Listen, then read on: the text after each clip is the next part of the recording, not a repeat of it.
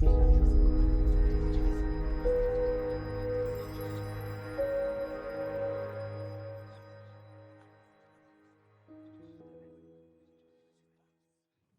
and welcome to this episode of TheSquare. I'm Poonam Schallenberger and I'm here with Joe Haver, Commercial Sector Leader. Welcome, Joe. Thank you.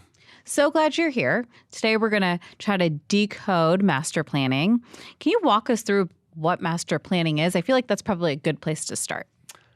Yes, thank you for asking. So here at Corgan, we offer a bunch of different project types, including master planning, and it happens in multiple different sectors.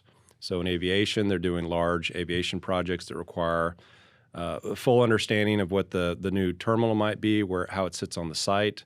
Same with education, with community colleges, for example. There's lots to lay out and configure. In our sector, in our commercial sector, it really takes shape typically in the form of a mixed-use development, and I'll dig a little deeper into that in a minute.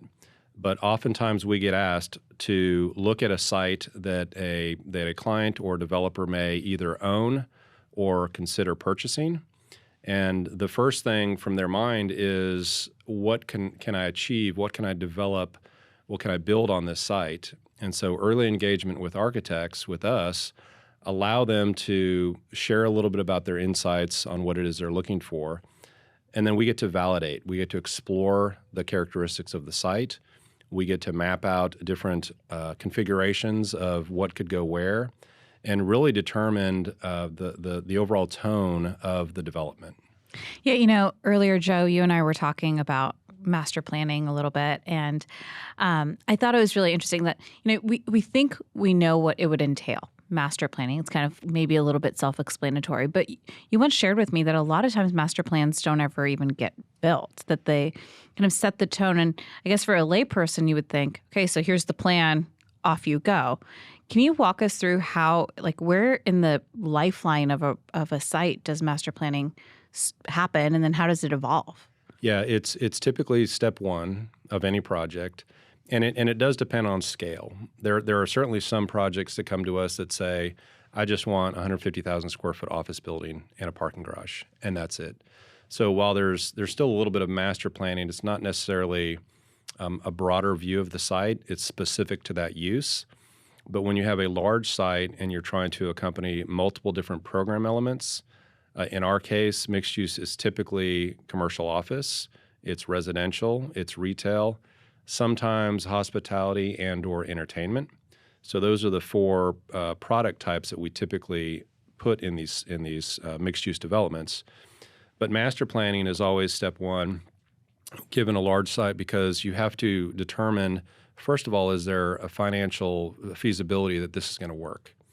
And it's a very simple thing to do, to map out on a site where things can happen, where they should happen, and assign to those blocks of space, if you will, dimension. So then you end up with the final product being a comprehensive master plan of a site, and maybe some rendered images that show what it could look like from the aesthetic standpoint. And then that developer can take it out to the market and test it. And we've done a whole series of these in my career and in the firm. And every now and again, you'll complete a master plan and you'll read an article about it. KDC decides to move forward with the City Line development, and then the phone starts ringing. And it's not that they're moving forward, they're just trying to gauge interest in the market. So if there's enough interest and or tenants involved in the project and the financing can happen, then it turns into a real project. So master planning is typically on the front end of most projects, and sometimes it's done simply to test the market. Other times it is done as part of a real project, if you will, that's moving forward, and you really just have to figure everything out. You said once that it kind of sets the tone for what's going to happen there. And you've also mentioned that there's sort of evolutions and things change and lifestyles change, new sort of pressures or technology comes in. How do you sort of balance a vision with something that's realistic? Great question. So going back to the earlier statements of, we start with the master plan, it does sound like a very simplistic thing to do. you just put a whole bunch of buildings on the site and you're done. But it tends to go a little deeper than that for us, and part of this is really those upfront conversations with the development team to try to determine what's the driver for this development.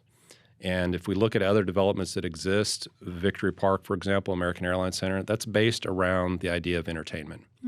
And in that entire development, there's a lot of multifamily. If you look at the programmatic elements, most of the surrounding area is multifamily, and that's an attempt, and tall, dense multifamily as well, to bring all these people into this central space to gather. There's entertainment functions, there's food and beverage. It's predicated on the idea of entertainment. A lot of the other mixed-use developments we look at, the trend has been over the last decade and a half going back to live, work, play. We've all heard that in the past. It was a mantra when I first started the firm, live, work, play, everything. It went away. It's come back. And part of the reason I think it's come back, this is maybe a shift in thinking a little bit. When we started doing early corporate campus master planning, there was a driver from all these companies within the real estate department to project their growth models. And so it was a matter of, here's all of our assets. We're growing at a certain rate. In another year or two, we're going to need another 1 million square feet. Let's hire an architect, go do that. So it was driven more by the growth and the needs of the company. The shift was when that got turned over into the hands of the HR departments, the folks that knew the culture of the firm a little better. And this was State Farm for us several years ago, where we started planning. The CityLine campus in Richardson is about a 100-acre development. 200-acre development. And we were the master planner for the entire development. And the anchor for that was State Farm. They had several thousand employees that they were bringing to the area. It was right on a DART station, so it was a transit-oriented development. And the HR group really took the lead and initiative on developing really all of the parts and pieces of what State Farm needed. One of the drivers for that project was the fact that they didn't want to build into their space cafeterias or break rooms.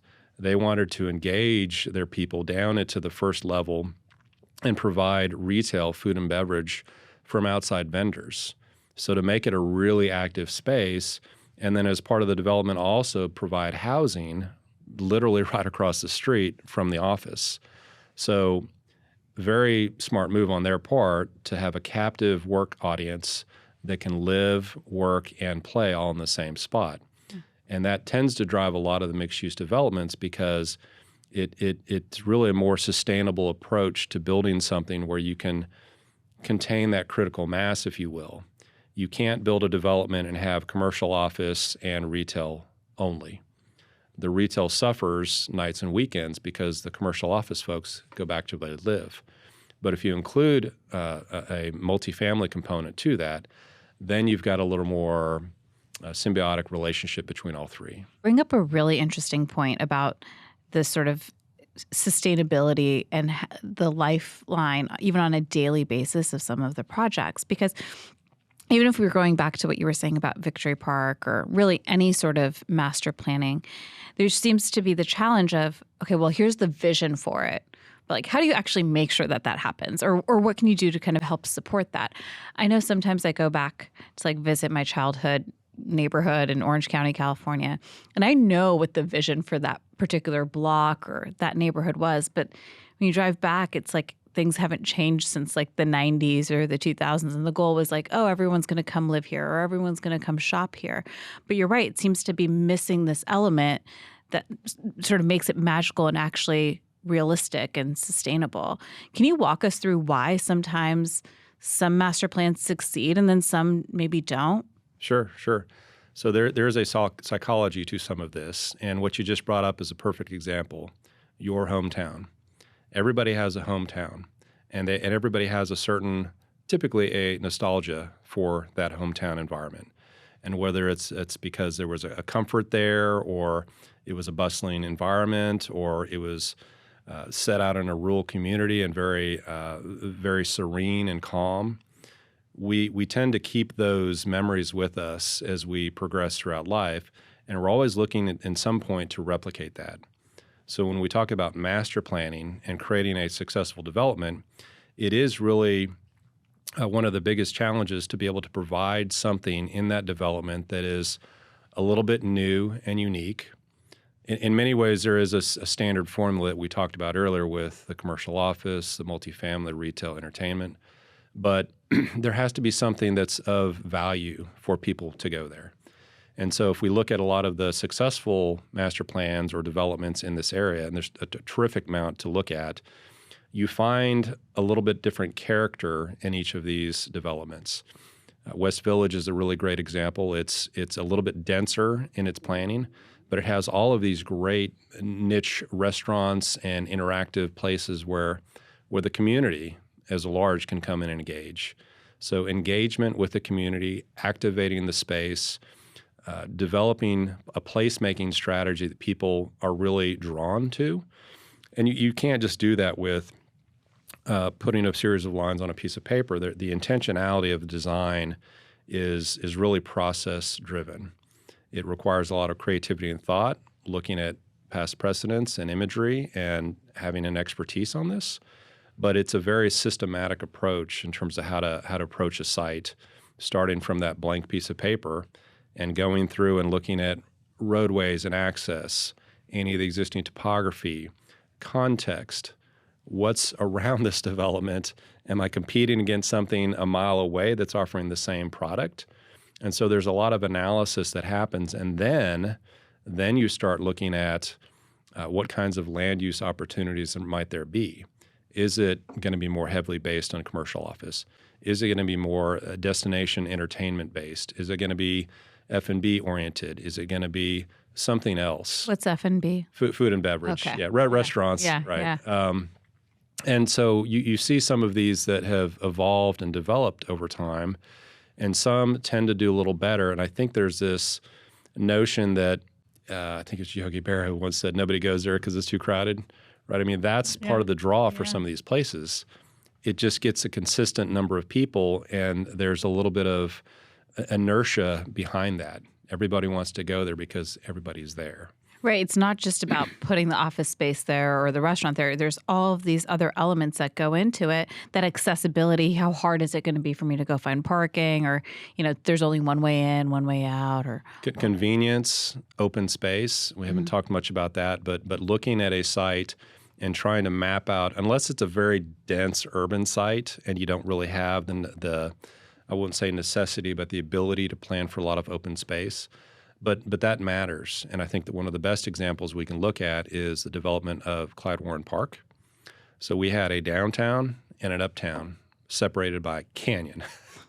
And there was no traveling to and fro in a very easy manner. For folks who aren't from Dallas, that canyon, there was a highway, right? Yes. And highways typically divide, sometimes the desirable part of town versus the less desirable part of town. Yeah. It can be sort of very divisive in how a neighborhood develops. Yeah, and so Woodall Rogers was sunken, and they had put a deck park over the top of it, and it wasn't concrete. It was grass and amenities and yoga stations and play for the kids and a few restaurants sprinkled in, and water features. That's another really important aspect of large developments and master planned environments.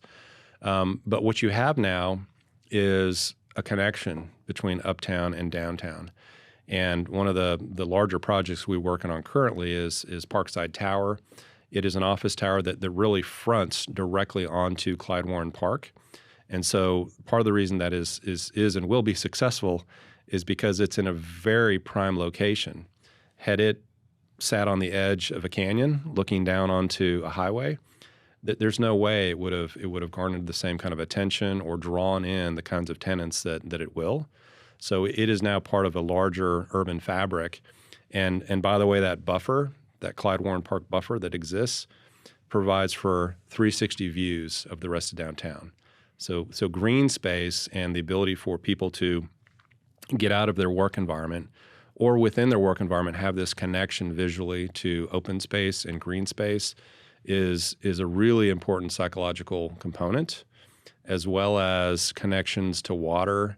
If I say, think of a babbling brook, You're going to mentally picture some place you've been to that's peaceful and calm and serene. And it doesn't have, we're not artificially replicating that, but water in of itself is a very powerful design item. And so we want to look for those opportunities to incorporate green space and water pathways, areas where people can connect with one another, and areas that are maybe more secluded, a little bit out. So we have a variety of spatial types. And so when you're in the space, it's not just a football field. It's intentionally developed to be energetic at times, or offer a sense of respite where you can go and just relax a little bit, or just a variety of different types of spaces. Yeah, it's punctuating the space with more than just the technical programmatic elements, right? And it's making it a real place to go to. It is. And the fun in all of this is being able to influence the trajectory of that campus to really build into it something that's special. Yeah. And it's very easy to put a series of grid lines on a paper and say, these are the roads and there's your buildings and you're done. But if you really examine the site, much of what we do here at Corgan is offering custom solutions to our clients. And there's no, let's just replicate something that we know is successful. Because frankly, that's a very tough thing to do. It's a very hard thing to take a Disneyland model and plunk it in the middle of downtown Dallas. It's not going to work. Right. It has to be its own solution in its own context. So the goal for us is to develop a really compelling, interesting master plan that allows our clients the ability to visualize their thoughts and ideas, to be able to extract from the plan into three-dimensional forms and define an architectural language. We'd love to have some consistency throughout the campus, and this has to do with a little bit of look, feel, scale, color, tactile versus smooth. We don't want to have just a bunch of different building types.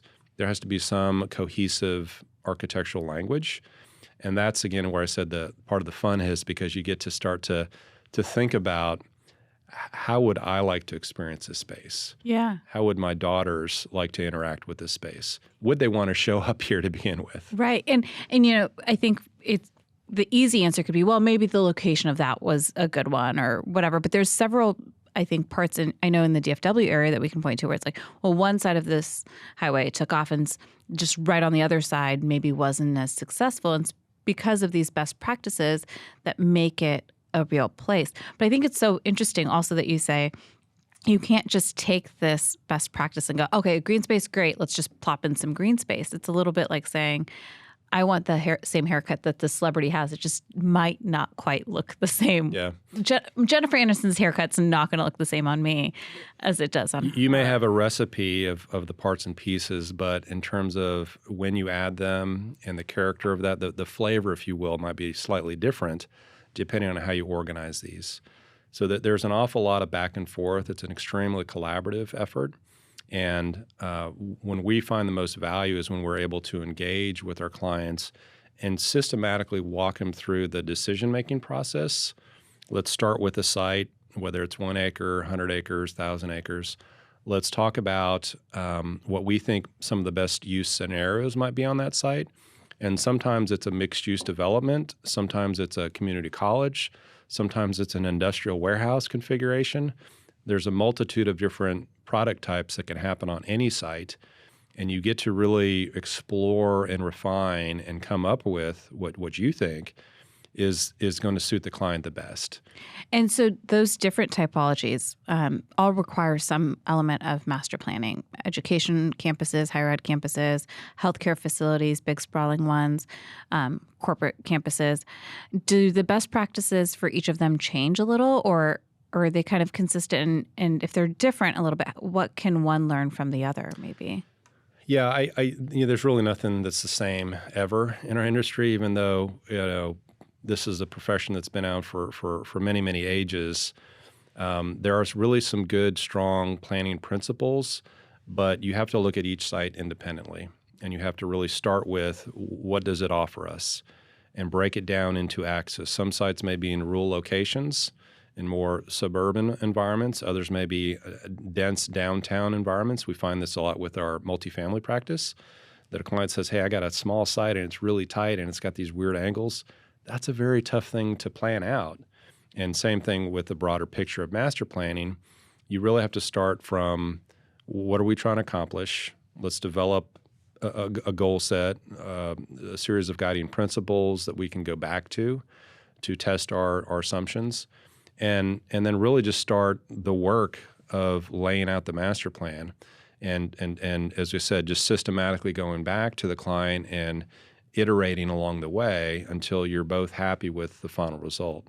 So there are definitely similarities. If I looked at some of the master plans we've done, say 10 years ago, 10, 15 years ago, we've had a couple of pursuits with other sectors. So our education sector, there was a community campus, community college that was looking to expand its campus. And we made the decision to team up together because of our corporate campus planning experience and our education studios, higher education planning experience. There was a lot of things that we learned that we could share and benefit the project. Anything that in particular come to mind? Well, I think so. For us on the corporate campus planning side, there's a lot of discussion about amenities. And not to say that community colleges don't, but in terms of how they're configured, how we get people in and out of the site, a lot of our campus planning is based on parking ratios. And so there's, in many cases on taller projects, a parking structure. And where does that parking structure exist on the site? So our education studio, at least K through 12, doesn't typically deal with parking structures. They deal with surface parking.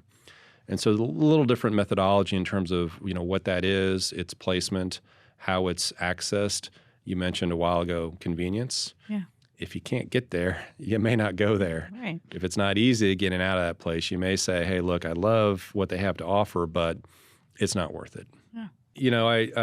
As we started with, there's a lot of sectors here that do master planning in a variety of forms. And to me, what's exciting is when we look at the dynamic planning that happens in our aviation sectors. They have really large scale projects. Some of our bigger ones are maybe a couple hundred acres. Some of theirs might be thousands of acres. And to consider the long-term use of that site, if you take DFW Airport, for example, there was a vision many, many years ago about how it could grow into the future. And the master planners of that project really had kind of outlined, we've got all of this land. How do we want to phase this such that we can grow as a company or an industry? It's the same kind of mindset we have with our own building and how we've built expansion space. When you have large tracts of land and you look at a master plan, sometimes those are very forward-looking 50-year plans. Sometimes they're imminent, 3 to 5 years. It does depend on scale, but there is if we talk about scale specifically, our aviation group tends to work on a much larger scale than we do. But even on our projects, we routinely talk about how do we phase this. So when it's like a 50-year scale, are you planning what's happening to the entire site? You want to have a picture of the final destination.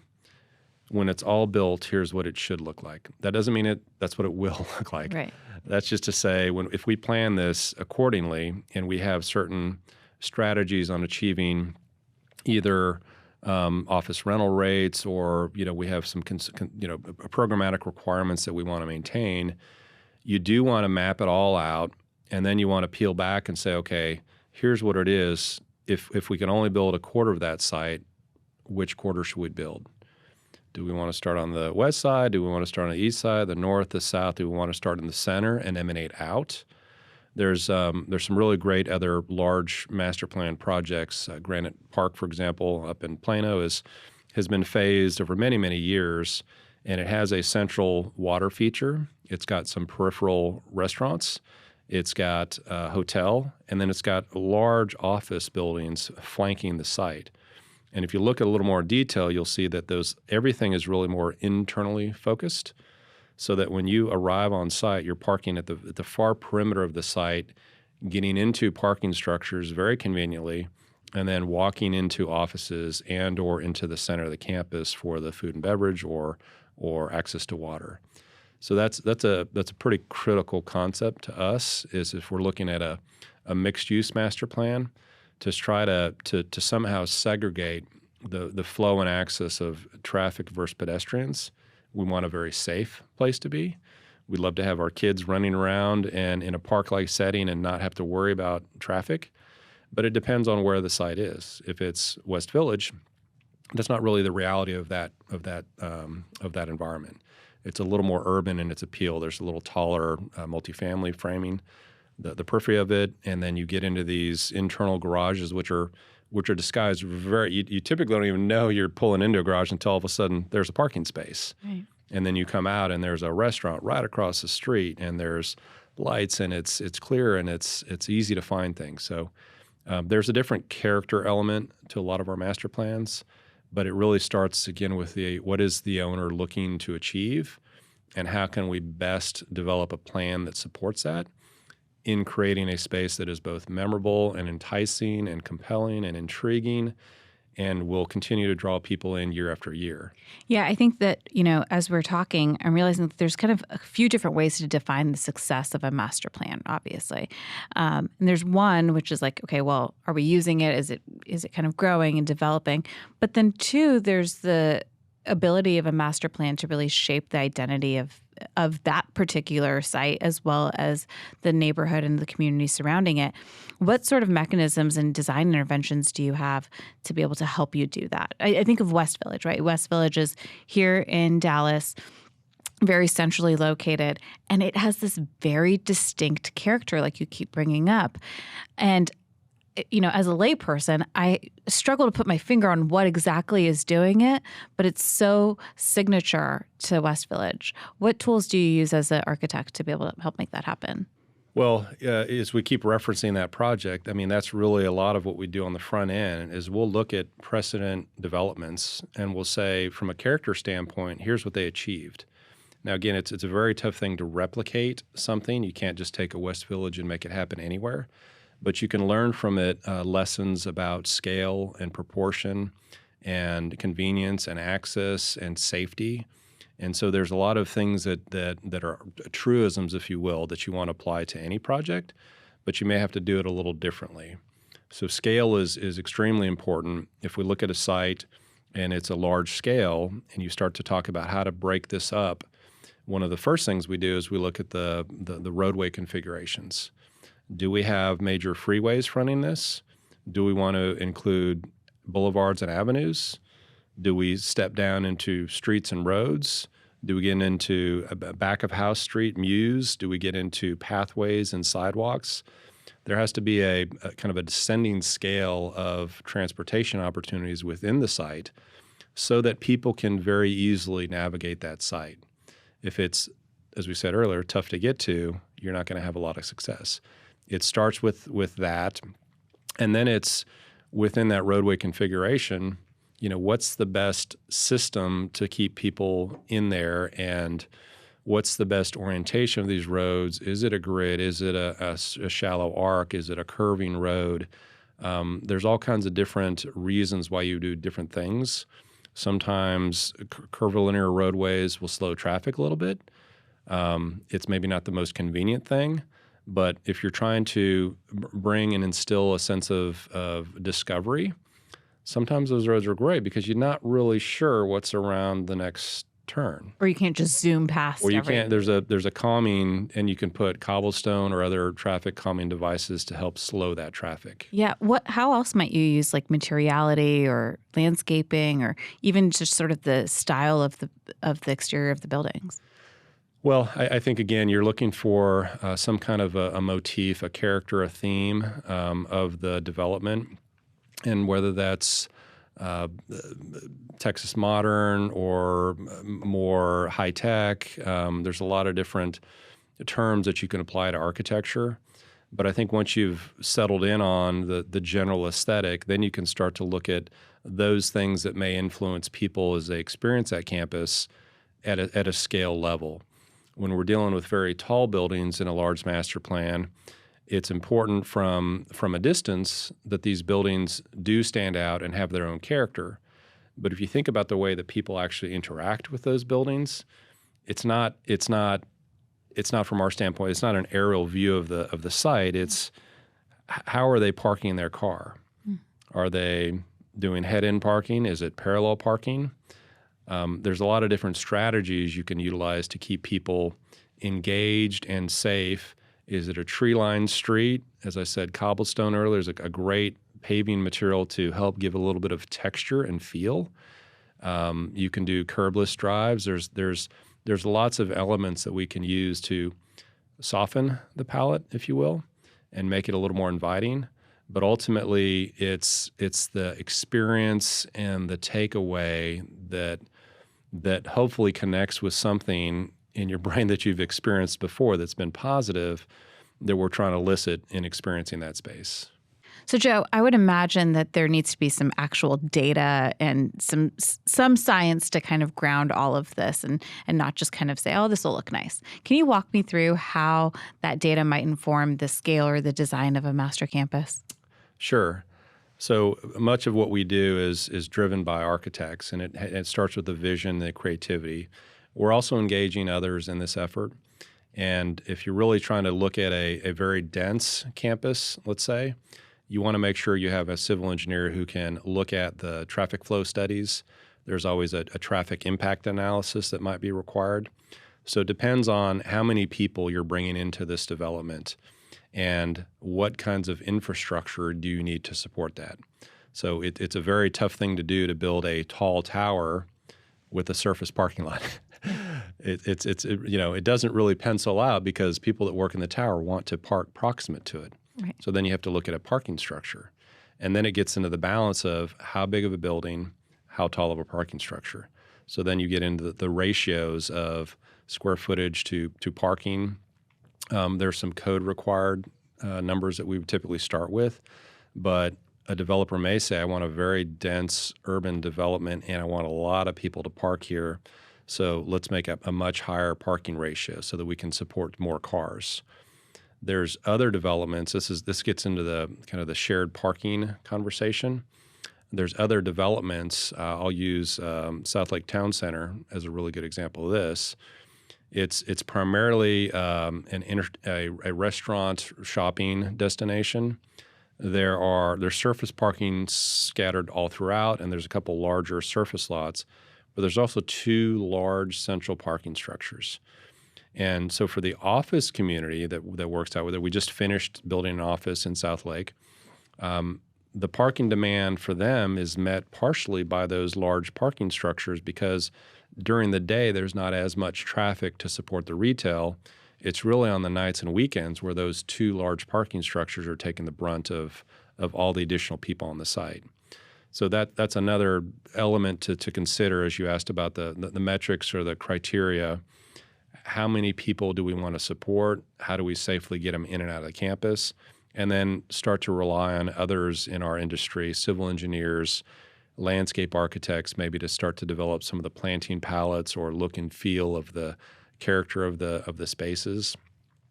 So it's always a team sport for us, and making sure that we can bring in the right team members with the right expertise to provide that guidance. You know, you also mentioned that because there is a long lifeline to these sites, that there's trends that have sort of that you can look back at over the past several decades. And more recently, this idea and the resurgence of live, work, and play. Do you forecast any other changes or major trends that are going to ask us to revisit big principles in master planning? Yeah, I think the live, work, play is here for multiple reasons. One, there's this mindset from large corporations that say we want to give our employees everything within walking distance. Walkability is a big aspect. As we look at the broader picture of architecture in general and some of the problems that it can help solve, density, sustainability, building large communities that have more of a sense of connection, engagement, and allow you to build these micro neighborhoods that can coexist kind of with their own identity. There's always going to be the need to run up to, I live in Flower Mound, I work in Dallas. Sometimes I go up to Frisco. Sometimes I go to Southlake. There's different moments and elements, but if you live in a large mixed-use development and you have most of that in and around you on a daily basis, it just makes for a more connected community. You're not in your car as much. You may rely a little bit more on public transportation, but to me, there's an underlying principle here of the live, work, play, and that is larger, more denser environments tend to be a little better for our environment. If we look at the general trend of where people are living, they're moving back into the cities. I think they said by 2050, 70% of the world will live in and around cities. And so making sure that all of our cities have the right infrastructure to support that, making sure that those municipalities understand the importance of dense urban environments. Sometimes there's a challenge there to try to build something taller. You have to rezone a site to get it to the right size. But other than that, I think we're still going to see an idea of how AI, how technology influences some of these developments. There's a kind of a time-tested architectural realm that says you build these buildings, they're occupied by people, those people engage in those buildings in the surrounding context. It's a little easier to technologically connect to people these days. So I'm not sure that's going to change or evolve mixed-use developments overnight. It may be that there's more reliance on people connecting within their own neighborhoods, and whether those are more urban, mixed-use, high-rise neighborhoods, or if we continue to see suburban developments out on the peripheries.